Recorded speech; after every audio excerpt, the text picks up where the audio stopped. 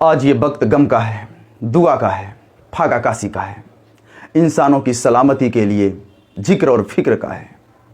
तो क्या ऐसी परिस्थिति में हम लोग हाथ पे हाथ धरकर बैठे रह जाएं?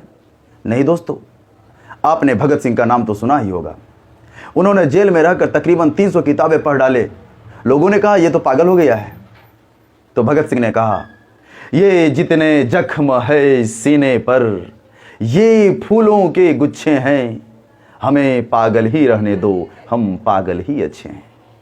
भगत सिंह का कहना था कि अगर जीवन में दौड़ नहीं सकते तो चलो, चल नहीं सकते तो खिसकते रहो, लेकिन जीवन में कभी रुकना नहीं, क्योंकि जिस दिन तुमने रुक गया उस दिन मृत्यु है। आपने एक स्टेटमेंट तो सुना ही होगा, भारत माँ के आंचल में वीरों के फूल बरसते हैं, इस धरती पर जन्म लेने के लिए मानव क्या देवता भी तरसते हैं।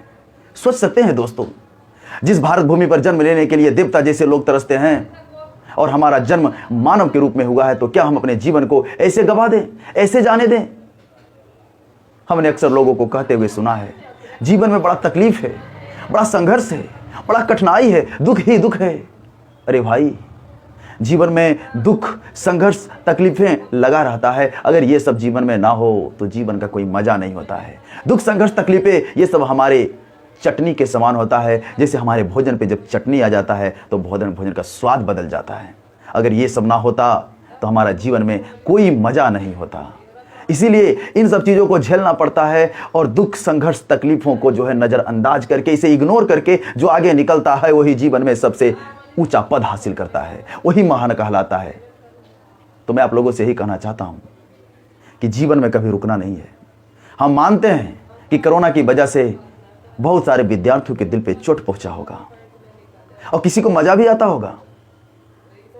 तो याद रहे, अगर आप घर में बैठे बैठे कुछ नया नहीं सीखते हैं तो कोई शिकवा शिकायत नहीं आपसे, लेकिन पुरानी चीज़ों को भूल जाइए, ये बेहद खतरनाक है। इसीलिए पुरानी चीज़ों को जो आप पढ़ लिए हैं उसे रिवीजन में रखना आपका काम है। तकलीफ वो नहीं देती जो हमने सीखा ही नहीं, तकलीफ तो वो देती है जो हमने पढ़ लिया है और फिर उसको भूल गया है, वो सबसे ज़्यादा तकलीफ देती है। तो दोस्तों, मैं आपको एक सच्ची घटना की कहानी बताने जा रहा हूँ। ध्यान दीजिएगा, कुछ लोग कहते हैं कि ये चीज़ें असंभव है, ये नहीं हो सकता। इतिहास गवाह है। आपने नेपोलियन का तो नाम सुना ही होगा। ऑस्ट्रिया ने कुछ हिस्सा फ्रांस का कब्जा कर लिया था। नेपोलियन को उससे वापस लाना था। नेपोलियन अपने सेना से कहा कि चलो एल्पस पर्वत को पार करते हैं। एल्पस पर्वत जिसे आज तक दुनिया का कोई लोग हिम्मत नहीं किया पार करने का, और जिसने भी कोशिश की वो जिंदा वापस नहीं आया। Someone told Napoleon the task is impossible. किसी ने नेपोलियन से कहा यह असंभव है, नहीं हो सकता।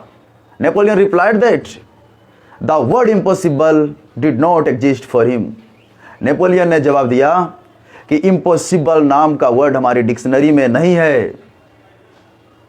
हालांकि रास्ता था, 1200 किलोमीटर घूम कर जाना पड़ता, तब तो बहुत देर हो जाता। नेपोलियन एल्पस पर्वत को अपने सेनाओं के साथ पार कर गया। तो ये हिम्मत होनी चाहिए, ये जज्बा होनी चाहिए। आपने तो दशरथ मांझी का नाम सुना ही होगा। दशरथ मांझी, जी हाँ, जिसने पर्वतों को काट कर राह बना दिया। पर्वतों को काट कर राह बनाने का दम रखते हैं हम, घिर के तूफानों से उसे मजा चखाने का दम रखते हैं हम। मुझे तो हंसी आ जाती है आसमान की खामोशी को देखकर, वरना उसका भी सीना चीरकर रोशनी फैलाने का दम रखते हैं हम। सौभाग्य ना सब दिन सोता है, देखें आगे क्या होता।